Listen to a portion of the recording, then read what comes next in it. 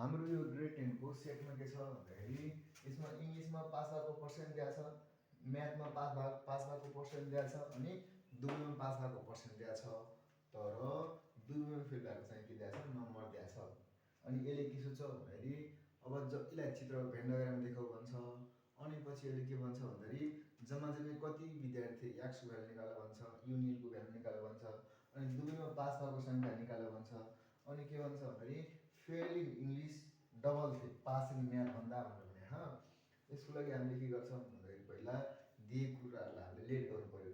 यान ई र यान एमलाई हामीले इङ्ग्लिस र म्याथमा पास भएका विद्यार्थीको सङ्ख्या सेट भनेर मान्छौँ। अनि यान ई भनेको 80% यान एम भनेको 70%, अनि दुवैमा पास भएको 60%। अनि दुवैमा फेल भएपछि बार लगाइदिनु पऱ्यो। ई र युनियन यानको बार 45% आयो। हामीले लेट यान ई बराबर एक्स हामीले मान्नु पऱ्यो। अनि ई भनेको अब यसलाई भेन डायग्राम देखाउनु पऱ्यो। त्यसैले यान ई भनेको एक्स भनेको छ, यसको भ्यालु निकाल्दा 80% एक्स गर्दाखेरि 0.8x आयो। यसरी म्याथको लागि 70% एक्स गर्दाखेरि 0.7x आयो। अनि यो यान इन्टरसेक्सन ई है दुवैमा पास हुने भनेको 60% एक्स गर्दाखेरि 0.6x आयो है। चित्रमा देख्दाखेरि हामी के गर्छौँ, यताको यान यताको ई गर्छौँ। यो भनेको युनिभर्सल सेट यु भयो। अनि बिचमा दुवैमा पास हुने भनेको 0.6x छ। अनि म्याथमा भनेको के छ भन्दाखेरि अब पुरै म्याथमा 0.8 हो, 0.8मा यो घटाइदिएपछि 0.1 बच्छ। अनि यता पनि इङ्ग्लिसमा के छ हेर्दै 0.8 छ। अनि 0.8मा 0.6 घटाएपछि 0.2 यसरी बच्यो। अनि बाहिरमा दुवैमा फेल हुने भनेको 45 जना विद्यार्थी भनेर यसरी दिएको छ। अनि हामीले अब यो त भेन डायग्राम सक्यो। अनि दोस्रोमा के भन्छ, नम्बर यान युको भ्यालु निकाल्नु भनेको छ, बार दिएको छ है। यो ई युनियनको बार दिएको छ, यो 45 दिएको छ। यहीलाई हेरेर हामीले क्यालकुलेसन गर्छौँ है। अनि ई युनियनको बार भनेको युमा यान युमा यान ई युनियन याम हामीले घटाउनुपर्छ। यान यु भनेको 100%, यसको फेरि फर्मुला हुने है। यान ई युनियनको फर्मुला के हो, यान ई प्लस एनएम माइनस कमन घटाइदिने।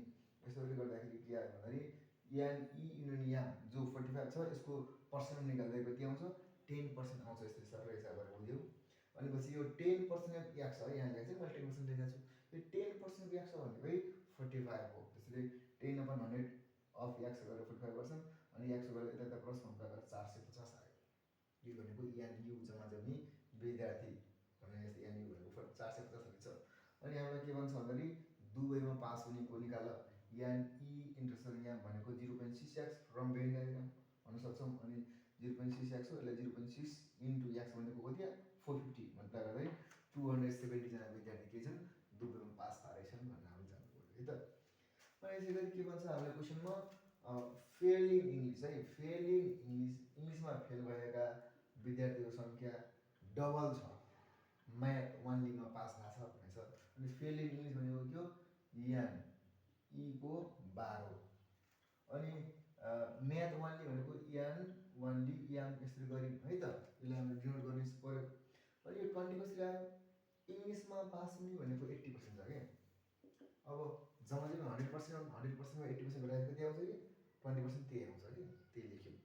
अनि यान ओन्ली याम म्याथमा मात्रै पास भएका भनेको छ।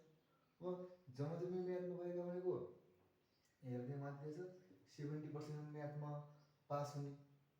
तर बिचमा कमन भनेको छ 60 भनेको इङ्ग्लिसमा पनि पास पाउनु के। त्यही भएर यो 70मा 60% घटाएपछि यान ओन्ली याम भनेको 10% आउँछ। 0 काट्यौँ। अनि डबल आयो। त्यसरी के हो, यो फेल इन इङ्ग्लिस के छ, डबल छ म्याथ ओन्ली भन्दाखेरि कुनै एउटा मान्छेले क्यालकुलेसन गरिरहेको छ। अब हिज क्यालकुलेसन इज राइट यसरी हामीले भन्न सक्छौँ, सकिन्छ।